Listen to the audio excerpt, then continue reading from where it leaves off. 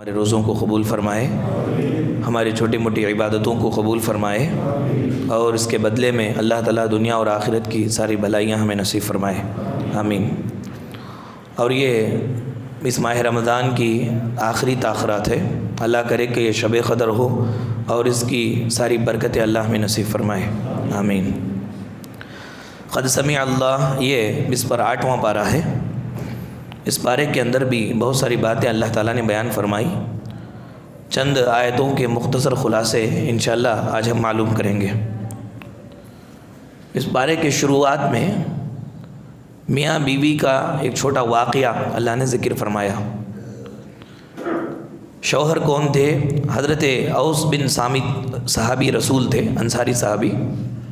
ایک مرتبہ گھر آئے، مزاج چڑچڑاپن تھا مزاج میں، بیوی سے کچھ کہا تو بیوی نے ان کو نہیں مانا، تو فوراً غصے میں آئے اور انہوں نے زہار کر لیا۔ زہار کس کو کہتے ہیں؟ زہار کہتے ہیں شوہر بیوی سے بولے تو میرے ماں کی جیسا ہے، تو میرے ماں جس طرح میرے اوپر حرام ہے اس طرح تو میرے اوپر حرام ہے، انت علیہ کا ظہر امی۔ جاہلیت میں یہ جملہ بہت خطرناک جملہ تھا۔ کوئی بھی شوہر اپنے بیوی کو جب یہ جملہ بول دیتا تو بیوی اس کے لیے ہمیشہ کے لیے حرام ہو جاتی تھی، اب واپس آنے کا چانس ہی نہیں تھا۔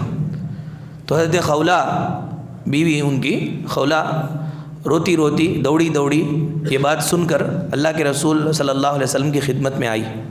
کہا یا رسول اللہ صلی اللہ علیہ وسلم، میرے چھوٹے چھوٹے بچے ہیں اور اگر میرے شوہر نے مجھ سے زہار کر لیا ہے، میرے اپنی ماں کے جیسا بول کر کے مجھ کو کہہ دیا ہے، اب جاہلیت کا تصور تھا، حرام ہو گئی ہوں میں ان کے لیے، تو وہ کہتی ہیں کہ چھوٹے بچے ہیں، میں ان کے پاس رکھوں گی تو تربیت نہیں ہو پائے گی، مرد آدمی کیا تربیت کرے گا، کمائی وغیرہ میں باہر جاتا رہتا ہے، اب یہ میرے پاس اگر رہیں گے تو بھوک سے مر جائیں گے، میں کہاں سے کما کر کھلاؤں بچوں کو، میرے بارے میں کچھ مسئلہ بتائیے، اس کا حکم کیا ہے اسلام کے اندر۔ اسلام کے اندر ابھی اس کا حکم نازل نہیں ہوا تھا، اس لیے اللہ کے نبی صلی اللہ علیہ وسلم نے کہا کہ تم صبر کرو، اس کے بارے میں واضح حکم مجھے بھی معلوم نہیں ہے۔ دیکھو وقت کے نبی ہونے کے بعد نبی صلی اللہ علیہ وسلم وحی کے محتاج ہیں، جب تک وحی نہیں آتی رسول اپنی زبان سے کچھ نہیں بولتے تھے، کہا کہ صبر کرو، بار بار خولہ بنت ثعلبہ اللہ کے رسول صلی اللہ علیہ وسلم سے اصرار کر رہی ہے کہ کچھ کیجئے، کچھ رات میں آ کے بیٹھ گئی۔ امی عائشہ رضی اللہ تعالیٰ عنہ کہتی ہیں کہ میں کمرے میں بیٹھ کر حضرت خولہ بنت ثعلبہ کی باتوں کو کچھ سن رہی تھی، لیکن وہ رب العالمین ساتوں آسمانوں کے اوپر عرش پر مستوی ہو کر یہ دونوں کی گفتگو کو سن لیا اور آیت کریمہ نازل فرما دی، حل نازل کر دیا، قد سمع اللہ قول التی تجادلک فی زوجها وتشتکی الی اللہ واللہ یسمع تحاورکما ان اللہ سمیع بصیر۔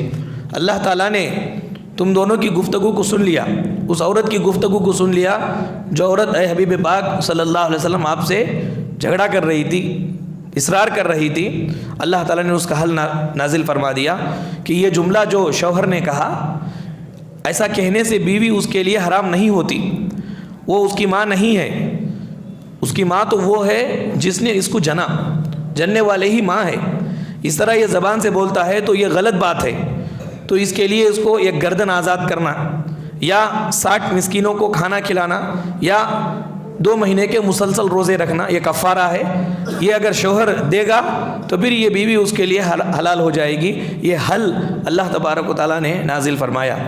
تو یہ اس واقعے سے ہمیں معلوم ہوتا ہے کہ صحابیات سے کچھ لغزشیں ہو جاتی، کچھ غلطیاں ہو جاتی تو تب تک اللہ معاف نہیں کرتا، تب تک یہ بے چین اور بے قرار رہتی، رات میں جا کر کے بیٹھ گئی نبی کے پاس، جب تک حل نہیں ہوا مسئلہ تب تک انہوں نے کوئی دوسرا کام نہیں کیا۔ ہر آدمی اپنے طور پر اللہ اور اس کے رسول صلی اللہ علیہ وسلم کی اطاعت کرتے رہے، کچھ غلطی ہو جائے تو توبہ معافی اللہ سے مانگے، جب وہ وائٹ ہو جائے اللہ تعالیٰ سے معافی مانگ کر کے اپنے گناہ کو معاف کروا لے، کیونکہ جب یہ مرے گا، مرنے کے بعد تو معافی نہیں ہے، زندگی میں ہی مغفرت ہے، استغفار ہے، توبہ ہے، جب موت آ جائے گی تو توبہ اس کی قبول نہیں ہوگی، اس لیے جانے میں انجانے میں اس طرح کی کچھ غلطیاں ہو جائے، لغزشیں ہو جائیں تو فوراً ہم کو توبہ کر لینا چاہیے، معافی مانگ لینا چاہیے۔ ایسا ہرگز نہیں کرنا چاہیے کہ کل معافی مانگیں گے، کل توبہ کریں گے۔ رات میں آدمی گناہ کیا، یہ سمجھ کر کے سو گیا کہ کل توبہ کروں گا، لیکن کل تک وہ اٹھا ہی نہیں، انتقال ہو گیا۔ تو ایسا ہم لوگوں کو نہیں ہونا چاہیے۔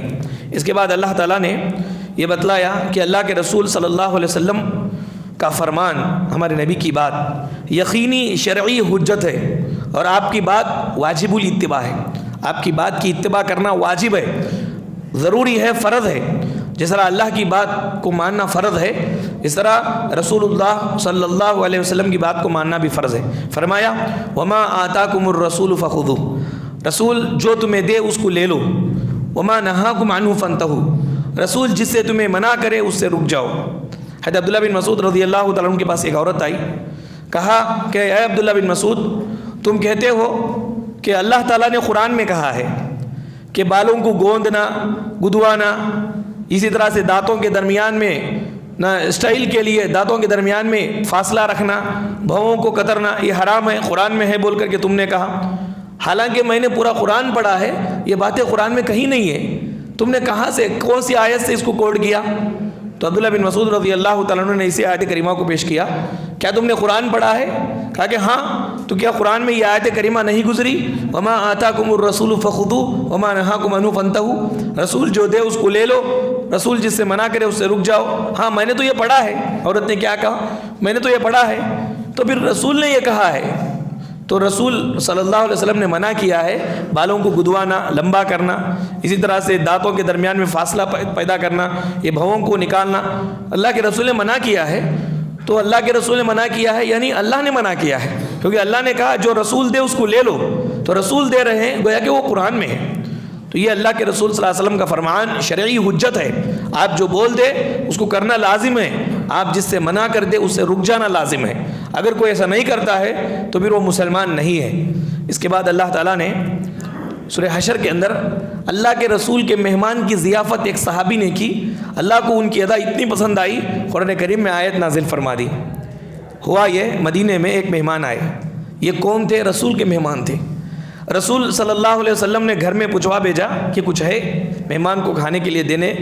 سارے ازواج مطہرات کی طرف سے جواب آیا کہ کچھ نہیں ہے، کچھ نہیں ہے۔ اللہ کے رسول صلی اللہ علیہ وسلم نے صحابہ کرام سے کہا کون ایسا آدمی ہے جو آج کی رات میرے مہمان کی ضیافت کرے گا، میرے مہمان کو کھلائے گا؟ تو اللہ کے رسول صلی اللہ علیہ وسلم کے ایک صحابی اٹھ کر کہا یا رسول اللہ آج اس مہمان کو میں کھلاؤں گا۔ گھر گئے، جا کر کے بیوی سے کہا کہ مہمان آئے ہیں، رسول کے مہمان، ان کو کچھ کھلانا ہے۔ بیوی نے کہا کہ گھر میں کچھ نہیں ہے، بچوں کے لیے تھوڑا سا کھانا رکھا ہوا ہے اور کچھ نہیں ہے۔ تو صحابی نے کہا کہ میں بھی نہیں کھاؤں گا، تم بھی نہ کھاؤ، بچوں کو بہلا بسلا کر کے سلا دو، مہمان جب کھانے کے لیے آئے دسترخوان پر تو ہم ایک کام کریں گے کہ چراغ کو صحیح کرنے کے بہانے چراغ کو بجھا دیں گے، اور مہمان یہ سمجھے گا کہ ہم بھی کھا رہے ہیں، پیٹ بھر کر کے مہمان کھا لے گا۔ تو انہوں نے میاں بیوی نے اس طرح بیٹھ کر کے آپس میں مشورہ کیا۔ مہمان آیا اور وہ صحابی نے چراغ کو بجھا دیا، اور مہمان یہ سمجھ رہا تھا کہ یہ بھی کھانا کھا رہے ہیں ہمارے ساتھ، جبکہ یہ صرف پلیٹ کے اندر ہاتھ ہلا رہے تھے اور سمجھ رہے تھے کہ کھانا کھا رہے ہیں، بس ان کو پیٹ بھر کر کے کھانا کھلا دیا۔ صبح ہوئی، اللہ کے رسول صلی اللہ علیہ وسلم کے پاس آئے، پیارے نبی صلی اللہ علیہ وسلم نے بیان فرمایا رات کے اندھیرے میں تم نے مہمان نوازی کی، اللہ تبارک و تعالیٰ نے ساری دنیا کے سامنے اس کو اجالا کر دیا۔ اللہ تعالیٰ نے فرمایا وَيُؤْثِرُونَ عَلَىٰ أَنفُسِهِمْ وَلَوْ كَانَ بِهِمْ خَصَاصَةٌ، کہ یہ صحابہ اپنے آپ پر دوسروں کو پرائرٹی دیتے ہیں، اپنے آپ پر دوسروں کو ترجیح دیتے ہیں، گرچہ کہ یہ فاقہ میں کیوں نہ رہے، تنگی میں کیوں نہ رہے، دوسروں کا خیال کرتے ہیں۔ یہ صحابہ اکرام کی صفت تھی کہ اپنی ضرورت رہنے کے باوجود دوسروں کا خیال کرتے تھے۔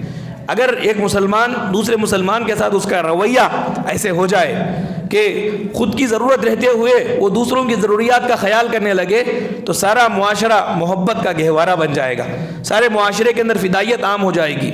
خود نہ کھاتے تھے، اوروں کو کھلا دیتے تھے، ایسے صابر تھے محمد کے گھرانے والے کہ خود بھوکے رہتے تھے اور دوسروں کو کھلا دیتے تھے۔ یہ ادا اللہ تعالیٰ کو اتنی پسند آئی کہ اللہ تبارک و تعالیٰ نے رہتی دنیا تک کے لیے، قیامت کی صبح تک کے لیے قرآن کریم میں آیت نازل فرما دیا۔ تو اس سے ہمیں نصیحت ملتی ہے کہ اتنا اگر ہم قربانی نہیں کر سکتے تو کم سے کم تو قربانی کریں، کم سے کم سامنے والوں کو اہمیت دیں، ان کو پرائرٹی دیں، ان کو ترجیح دیں، ان کی ضروریات کا خیال کریں. یہ سیلفشنس کے میدان سے نکلیں، مفاد پرستی کے میدان سے نکلیں، تھوڑا دوسروں کا خیال کریں. اس طرح خیال کرنے سے سارے معاشرے کے اندر محبت کی ہوا جو ہے عام ہوگی، جس کی وجہ سے ہر انسان خوشحال اور خوشی محسوس کرے گا.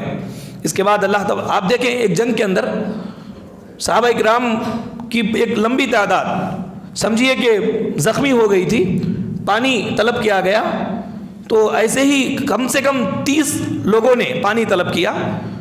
ایک پانی طلب کیے تو پی رہے تھے، پینے ہی والے تھے، بازو سے آواز آئی پانی، تو انہوں نے ان کو دے دیا.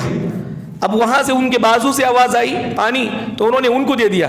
اس طرح یہ 30 لوگ جو زخمی تھے، پانی 30ویں آدمی کے پاس گیا، 30ویں آدمی سے پہلے آدمی کے پاس آئے تو پہلے آدمی شہید ہو گئے، دوسرے آدمی شہید ہو گئے، تیسرے آدمی شہید ہو گئے.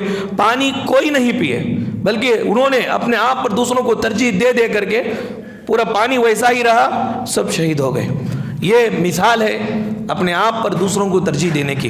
جتنا زیادہ ترجیح انسان اپنے آپ پر دوسروں کو دے گا، اللہ تعالیٰ اس کو بھی پسند کریں گے، اس کو بھی خوشحال رکھیں گے، اور پورے معاشرے کے اندر محبت جو ہے پھیلے گی. اس کے بعد اللہ تعالیٰ نے بیان فرمایا اسلام کے دشمنوں سے دوستی کرنا منع ہے.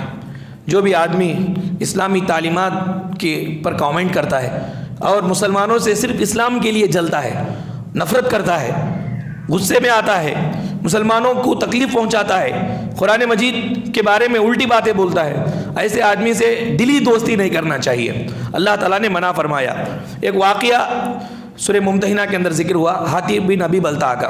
اللہ کے رسول صلی اللہ علیہ وسلم نے چند صحابہ کو خفیہ طور پر، پوشیدہ طور پر مکے کو فتح کرنے کی تیاری کرنے کا حکم دیا کہ مکے کو فتح کرنے کے لیے جانا ہے، تم تیاری کرو. اس میں سے ایک صحابی، ان کا نام کیا تھا؟ حاتب بن ابی بلتع. انہوں نے کیا کیا، ان کے پورے گھر بار، بچے بیوی سب مکے میں تھے، تو مکے کے سردار کو انہوں نے ایک لیٹر لکھا، یہ سمجھ کر کے کہ اگر میں یہ بات مکے کے سردار کو بول دوں گا تو یہ بات بولنے کی وجہ سے وہ میرے بیوی بچوں کے ساتھ اچھا معاملہ کریں گے، اچھائی کے ساتھ رہیں گے. بس یہی نفاق اور کچھ نہیں تھا ان کے ذہن میں، مسلمانوں کو نقصان پہنچانا نہیں تھا. بس ان کے بیوی بچوں کے لیے انہوں نے کیا کیا، ایک لیٹر لکھا. ایک عورت مکے کو جا رہی تھی تو اس عورت کو دیا، کہا کہ مکے کے سردار کو جا کر کے لیٹر دینا. تو یہ عورت چوٹی میں رکھ لے کر گئی نکل کر. پیارے نبی صلی اللہ علیہ وسلم کو وحی کے ذریعے سے معلوم ہوا. اللہ کے رسول صلی اللہ علیہ وسلم نے 3 صحابہ کو بھیجا اور پیارے نبی نے کہا تم جاؤ مکے کے قریب میں مقام خاخ، ایک پلیس کا نام ہے، وہاں پر ایک عورت سے تمہاری ملاقات ہوگی، وہ عورت کے پاس ایک چٹھی ہے، وہ لے کر آؤ. یہ رسول صلی اللہ علیہ وسلم کی رسالت کی صداقت ہے. اللہ کے رسول سچے نبی ہے، وحی کے ذریعے سے اللہ تعالیٰ نے کہا. تو یہ 3 صحابہ، حضرت مقداد، حضرت علی رضی اللہ تعالیٰ عنہ اور ایک صحابی، یہ 3 صحابہ کرام گئے، جا کر کے ٹھیک مقام خاخ میں اس عورت سے ملاقات کیے اور اس عورت سے کہا کہ تمہارے پاس جو چیٹی ہے وہ لاؤ. اس عورت نے جھوٹ کہا، میرے پاس کوئی چیٹی نہیں ہے. تو حضرت علی رضی اللہ تعالیٰ عنہ نے سخت جملہ کہا، اگر تم نہیں دو گی تو تم کو ننگا کر کے تمہاری تلاشی لیں گے. یہ بات سن کر کے ڈر گئی اور چوٹی سے اس نے نکال کر کے چیٹی دے دیا. جب اللہ کے رسول کے پاس لائے، دیکھا کہ حاتب بن ابی بلتع کا یہ کارنامہ ہے. اللہ کے رسول صلی اللہ علیہ وسلم نے حاتب بن ابی بلتع کو بلا کر کہا کہ اے حاتب، تم نے یہ کیا کیا؟ یہ پوشیدہ بات کو تم نے پھیلانے کی کوشش کی. تو اللہ کے رسول صلی اللہ علیہ وسلم سے حاتب بن ابی بلتع بات کر رہے تھے. اتنے میں حضرت عمر اٹھ کر کے کہا کہ یا رسول اللہ مجھے حکم دیجئے، ان سے بات کرنا کیا ہے، میں اس منافق کی گردن کو اڑا دوں گا. تو اللہ کے رسول نے کہا کہ عمر بیٹھو، یہ کون ہے معلوم ہے؟ یہ بدری صحابی ہے، اللہ تبارک و تعالیٰ ان کے اگلے پچھلے گناہ معاف کر دیا ہے، یہ بدری صحابی ہے. اس کے بعد حاتب بن ابی بلتع کو قریب کیا، پوچھا، وجہ پوچھی کیوں ایسا کیے. اللہ کے رسول صلی اللہ علیہ وسلم سے حاتب بن ابی بلتع نے کہا یا رسول اللہ صلی اللہ علیہ وسلم، میرے بیوی بچوں کے معاملے کے لیے ہی میں نے ایسا کیا ہے، مسلمانوں سے دشمنی سے میں نے ایسا کام نہیں کیا. اس کے بعد اللہ تعالیٰ نے آیت کریمہ نازل فرمایا یا ایھا الذین آمنوا لا تتخذوا عدوی وعدوکم اولیاء، اے مومنو میرے دشمن کو تمہارے دشمن کو دوست نہ بناؤ. کہ تم دوستی کا پیغام بھیج رہے تھے مکے کے سرداروں کو، یہ لیٹر بھیج کر کے تم یہ سمجھ رہے تھے کہ تمہاری دوستی ہو جائے گی اور وہ تمہارے بیوی بچوں کی حفاظت کریں گے. نہیں کریں گے، وہ تو یہ چاہتے ہیں کہ تم کمزور ہو جاؤ، وہ بھی کمزور آپ کو کر دے. مکمل طور پر تم پر قبضہ کرنا چاہتے ہیں وہ کبھی تم سے راضی نہیں ہوں گے. جو مشرک ہے، جو کافر ہے، وہ کبھی بھی مسلمان سے راضی نہیں ہوگا. یہ بات اللہ تعالیٰ نے بیان فرمائی. اس کے بعد کہا کہ بات اور کام کے اندر تضاد بیانی، تضاد نہیں ہونا چاہیے. ایک مسلمان ہے تو جو بولتا ہے اس کے اوپر عمل کرنا چاہیے. جو بولتا ہے وہ عمل نہیں کر رہا ہے تو یہ بہت بری چیز ہے اللہ کے نزدیک. فرمایا یا ایھا الذین آمنوا لم تقولون ما لا تفعلون. مومنو، وہ باتیں کیوں بولتے ہو جو تم کرتے نہیں ہو.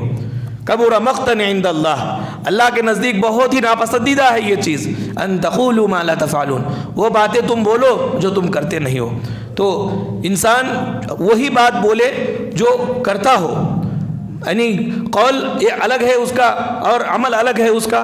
یہ تضاد انسان کے، مومن کے قول اور عمل کے اندر تضاد نہیں ہوتا ہے. مومن جس کو مانتا ہے، جس کو بولتا ہے، اس پر عمل بھی کرنے والا ہوتا ہے. اس کے بعد یہ اصل میں صحابہ اکرام میں سے بعض صحابہ بیٹھ کر کے یہ باتیں کر رہے تھے کہ کون سے اعمال ایسے ہیں جو اللہ کو بہت محبوب ہے، اگر ہم کو معلوم ہو جائے تو ہم کریں گے. اور انہوں نے یہ فیصلہ کیا کہ چلو رسول سے جا کر پوچھتے ہیں. لیکن جب رسول صلی اللہ علیہ وسلم کے پاس گئے تو کوئی پوچھنے کے لیے تیار نہیں، آگے جانے کے لیے تیار نہیں.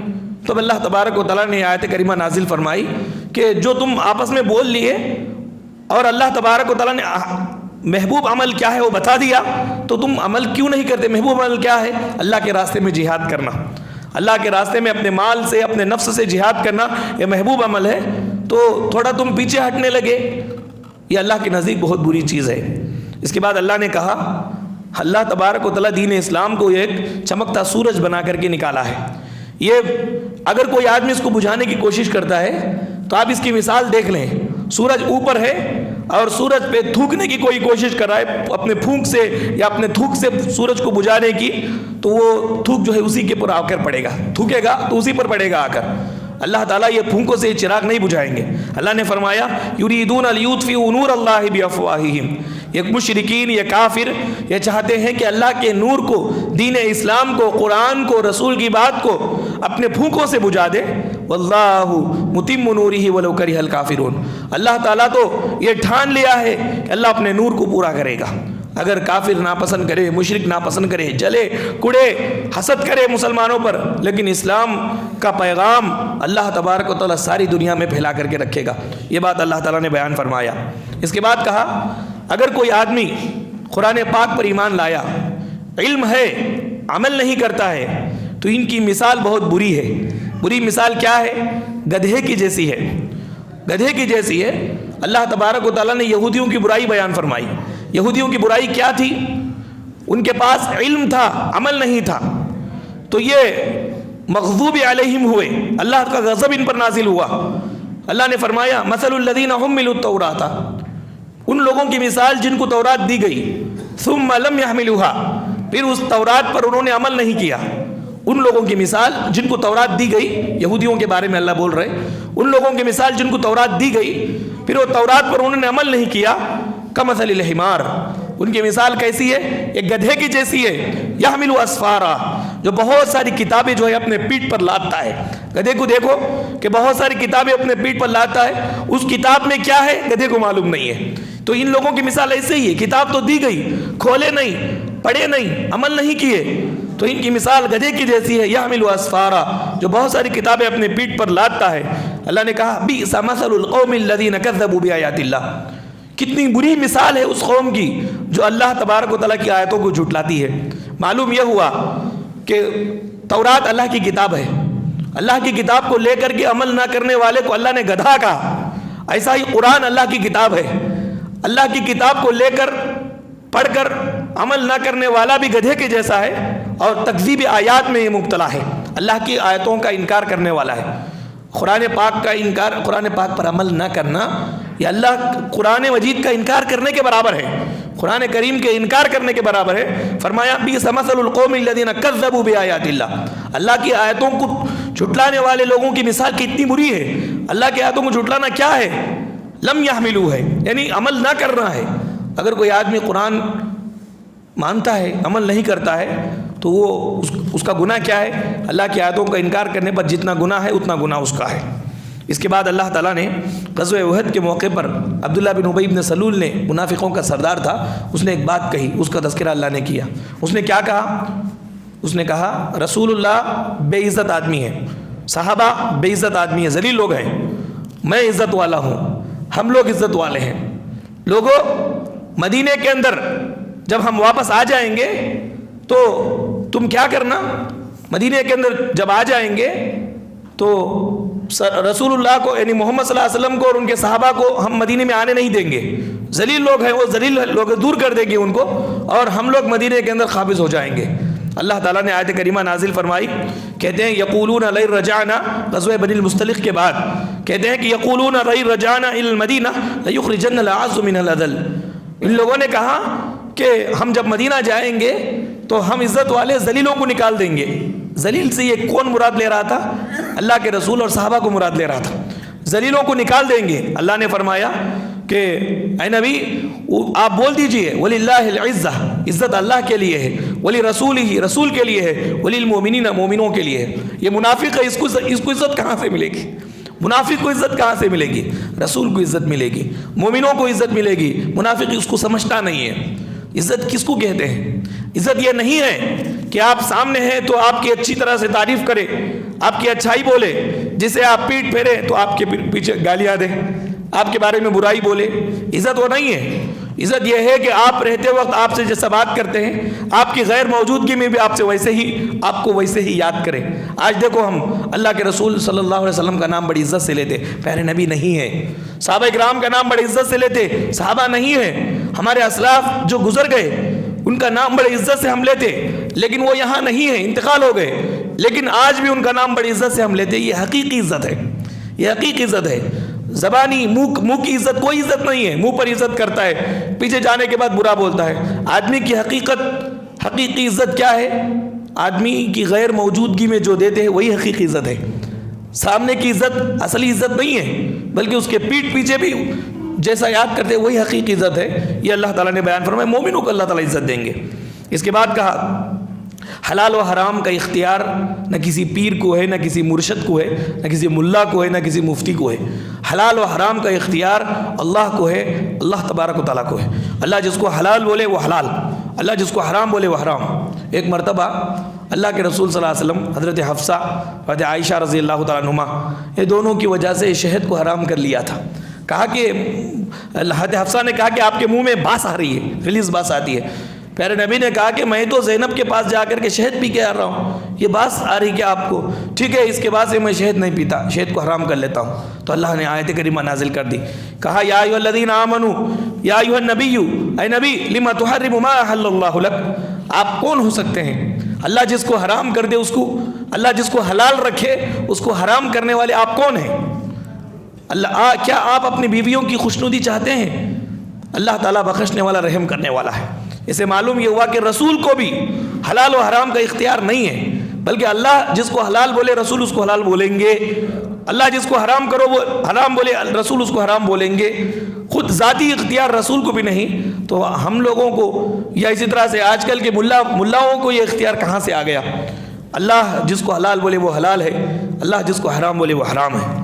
اس کے بعد اللہ تبارک و تعالیٰ نے اس بارے میں بات بیان فرمائی، ایمان اور اسی طرح سے علم اور عمل جس آدمی میں جتنا زیادہ رہے گا اس آدمی کا درجہ دنیا میں بھی آخرت میں بھی اتنا اونچا اللہ کرتے رہیں گے۔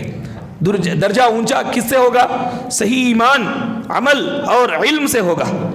اللہ تبارک و تعالیٰ نے بیان فرمایا یرفع اللہ الذین آمنوا منکم والذین اوتوا العلم درجات، اللہ رعب اور ہیبت لوگوں کے دلوں میں ان کی ڈالتے رہیں گے جن کا ایمان مضبوط ہو، جس کا عمل مضبوط ہو، جس کا علم مضبوط ہو، ایسوں کا درجہ اللہ تعالیٰ دنیا میں بھی آخرت میں بھی اونچا کریں گے۔ اس کے بعد اخلاقی برائی سرگوشی ہے، ایک اخلاقی برائی بیڈ کیریکٹر، سرگوشی کیا ہے؟ بہت سارے لوگ یہاں پہ بیٹھے ہوئے ہیں تو تینوں چاروں بیٹھے ہوئے ہیں، اس میں سے ایک آدمی دوسرے آدمی کے کانوں میں بات کرنے لگے، تیسرے کو چھوڑ دے، صرف اس کو کانوں میں بات کرنے لگے برائی کی باتیں، تو یہ شیطان کی طرف سے ہوتا ہے۔ شیطان جو ہے مومنوں کو غم زدہ کرنے کے لیے اس طرح سرگوشی کرنے لگاتا ہے۔ ہاں اگر کان میں کچھ بات بول رہے وہ بات اچھی بات ہے، نیکی کی بات ہے تو جائز ہے، بری بات ہے، کسی کے خلاف کچھ بات بول رہے ہیں، سرگوشی نہیں کرنا چاہیے۔ آپ اگر اپنی کچھ پرسنل بات بھی بولنا چاہتے ہیں تو 4-5 لوگ بیٹھے ہوئے ہوں تو اس میں سے ایک آدمی کو الگ کر کے کان میں نہیں بولنا چاہیے۔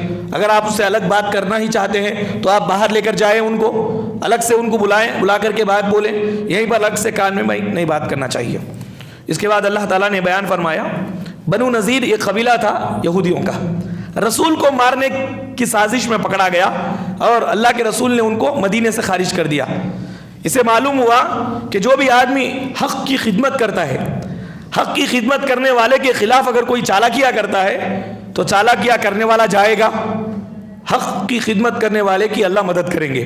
پیارے نبی صلی اللہ علیہ وسلم چونکہ حق لے کر آئے تھے تو ان کے خلاف انہوں نے سازشیں کی تو ان کو نکلنا پڑا، بنو نذیر کے لوگوں کو نکلنا پڑا۔ پیارے نبی ویسے ہی تھے، صحابہ ویسے ہی تھے۔ ایسا وہی حق کی خدمت کرنے والا اگر خدمت کرتا ہے، کوئی ان کے خلاف سازشیں کرتا ہے، چالاکیاں کرتا ہے، اللہ اس کو بھگائیں گے اور اس کو باقی رکھیں گے۔ اس کے بعد اللہ تعالیٰ نے بیان فرمایا کہ لوگوں غفلت سے نکل کر سنجیدگی کے ساتھ آخرت کی تیاری کرو، بالکل آخرت قریب ہے۔ کتنا قریب ہے؟ آج ہم بیٹھے ہوئے ہیں تو کل آنے کے لیے کتنا دیر ہے؟ اللہ کے نظر میں آخرت اتنی ہی قریب ہے۔ فرمایا یا ایھا الذین آمنوا اتقوا اللہ، مومنو اللہ سے ڈرو، ولتنظر نفس ما قدمت لغد، ہر ایک آدمی یہ دیکھ لے کہ کل کے لیے اس نے کیا تیاری کی ہے۔ آج کے بعد کا جو کل ہے وہی کل غد ہے۔ اللہ کی نظر میں آخرت اتنی قریب ہے، جس طرح آج کے بعد کل کتنا قریب ہے اتنا آخرت قریب ہے۔ اللہ نے فرمایا کہ کل کے لیے تم نے کیا تیاری کی ہے اس کو تم دیکھ لو۔ سنجیدگی کے ساتھ آخرت کی تیاری کرنے کا حکم اس پارے کے اندر دیا گیا۔ اس کے بعد سورہ جمعہ کے اندر جمعہ کی اہمیت بتائی گئی اور یہ کہا گیا کہ وقت جمعہ کا وقت اگر ہو جائے تو سارے کام کاج چھوڑ کر کے جمعہ کی نماز کے لیے آئیں۔ جب نماز جمعہ ختم ہو جائے پھر جاؤ اپنے کاموں میں مشغول ہو جاؤ، لیکن جمعہ کے وقت بیپار کرنا حرام ہے۔ جمعہ کے وقت جمعہ کی نماز چھوڑ کر کے کچھ بھی کام کرو سب حرام کام ہے۔ جمعہ کے وقت جمعہ پڑھنا ہی، خطبہ سننا ہی یہ فرض ہے، اس کو ضرور کرنا چاہیے۔ اس کے بعد اللہ نے نبی صلی اللہ علیہ وسلم کو جو بھیجا، کیا مقصد سے بھیجا، کس مقصد سے رسول آئے، مقصد بتلایا۔ اللہ کے رسول صلی اللہ علیہ وسلم کو اللہ تعالیٰ نے قرآن مجید کی آیتیں پڑھ کر سنانے والے بنا کر بھیجا اور لوگوں کے دلوں کے اندر کی گندگی کو نکالنے والے بنا کر بھیجا اور قرآن اور علم اور حکمت کی تعلیم دینے والے بنا کر بھیجا۔ آج جو ہم اب بیٹھ کر کے قرآن کا تفسیر، قرآن کا ترجمہ جو سن رہے ہیں تو یہ اسی مقصد کے لیے، یہی کام کرنے کے لیے اللہ نے رسول کو بھیجا۔ آیتیں پڑھ کر کے رسول سناتے تھے اور لوگوں کا تزکیہ کرتے تھے، لوگوں کے دلوں کے اندر شرک کی، بت پرستی کی گندگی کو نکالتے تھے، حسد اور کبر اور غرور یہ جو بھرا ہوا رہتا ہے اس سے نکالتے تھے۔ یہ تزکیہ نفس اللہ کے رسول صلی اللہ علیہ وسلم کے مشن تھا، تو یہ مشن آج بھی جاری و ساری ہے اور قیامت تک جاری و ساری رہے گا۔ یہ اس پارے کے اندر اللہ نے بتلائے۔ اور اس کے بعد